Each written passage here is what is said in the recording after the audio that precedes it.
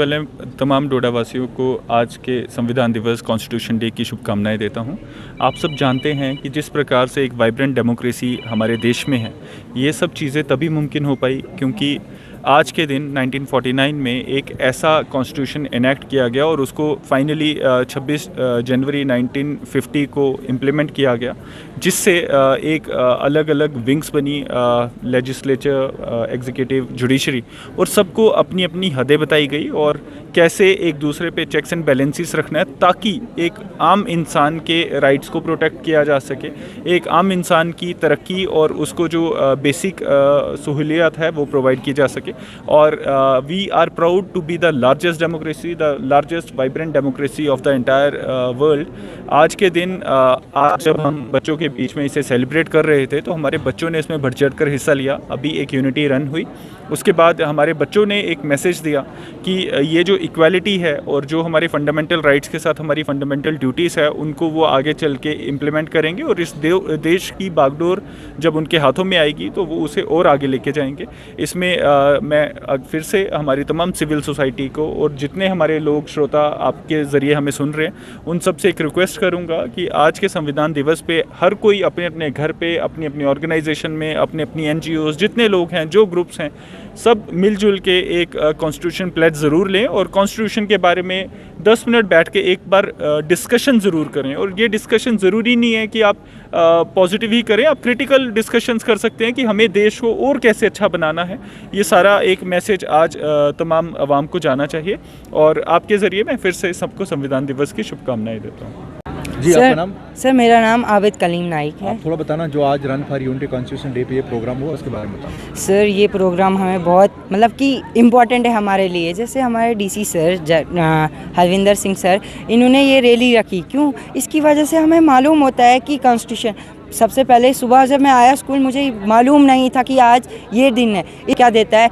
Right to equality देता है। इसमें 395 आर्टिकल्स है जिनकी वजह से हम कुछ भी कर सकते हैं। मतलब कि हमें अगर कोई गलत होगा, डिस्क्रिमिनेट होगा, तो हम उसके तहत कुछ भी कर सकते हैं। डिस्क्रिमिनेशन यहाँ पर नहीं होगा क्योंकि ये डेमोक्रेटिक कंट्री है।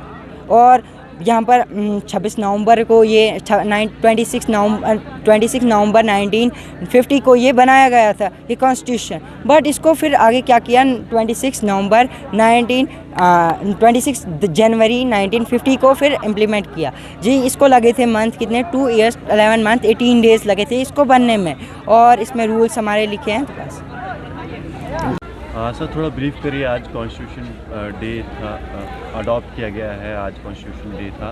देखिए सर, आज very good morning to all of you. सबसे पहले आज हम जो यहाँ जमा हुए हैं कि हमने प्रेम्बल का प्लेज लेना है। इसके बैकग्राउंड में मैं कुछ पहले बोलना चाहूँगा। अंधेरों ने तो इस दुनिया का कोई गोशा नहीं छोड़ा, अंधेरों ने तो इस दुनिया का कोई गोशा नहीं छोड़ा, उजालों ने भी आज तक उनका पीछा नहीं छोड़ा।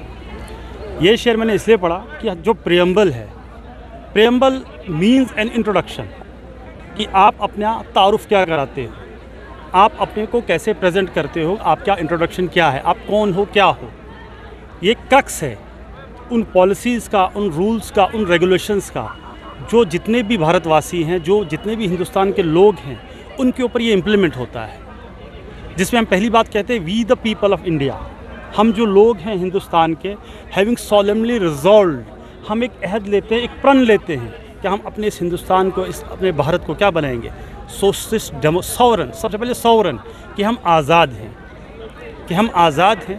जब हमें आज़ादी 1947 में मिली, क्योंकि हम उस टाइम गुलाम थे, कि हम आज़ाद हैं, हम अपना कॉन्स्टिट्यूशन इनेक्ट किया सोशलिस्ट, कि यहाँ सामाजिक कोई भी कास्ट बेस्ड डिस्क्रिमिनेशन नहीं होगा, डेमोक्रेटिक रिपब्लिक। और यहाँ पे लोगों को अपना हेड चुनने के लिए क्या होगा? आज़ादी होगी। हर बंदा अपने लीडर को अब खुद चुन सकता है। तभी हमने एक 18 साल से ऊपर जो भी बंदा था उसको हमने राइट टू क्या दिया? वोट दिया। राइट टू वोट दिया कि भाई वो अपनी मर्ज़ी से किसी को भी इक्वलिटी ऑफ अपॉर्चुनिटी दी। हमने पॉलिटिकल जस्टिस की बात की, इसमें सियासी जस्टिस होना चाहिए, इकोनॉमिक जस्टिस होना चाहिए, सोशल जस्टिस होना चाहिए। इसीलिए जो मैंने शेर पढ़ा, अंधेरों ने तो इस दुनिया का कोई गोशा नहीं छोड़ा, ये मैंने इसलिए पढ़ा क्योंकि उस टाइम पे जब आज़ादी का टाइम था 1947 में, जितनी जंग हमने लड़ी थी, उस टाइम पे बहुत ज़्यादा डिस्क्रिमिनेशन कास्ट बेस्ड थी, सोशल बेस्ड थी, पॉलिटिकल बेस्ड थी। हम इन सब से क्या उठ के बाहर आ गए और हमने ये कहा कि हम अपने हिंदुस्तान को और to secure to its citizens कि इसके जितने भी लोग हैं लिबर्टी हो, लेकिन लिबर्टी ऐसी ना हो कि हम किसी को क्या किसी की आस्था किसी की बिलीफ के ऊपर क्या बात कर सकें। लिबर्टी ऐसी हो कि हम सबको मिलजुल के चला सकें। लास्ट पे जो इसमें एक वर्ड है वो फ्रेटर्निटी, कि जितने भी हम लोग हैं यहाँ पे हम एक भाईचारे में रहें ताकि हम अपने हिंदुस्तान को बहुत मजबूत और ऊंची उड़ान तक ले सकें। Thank you.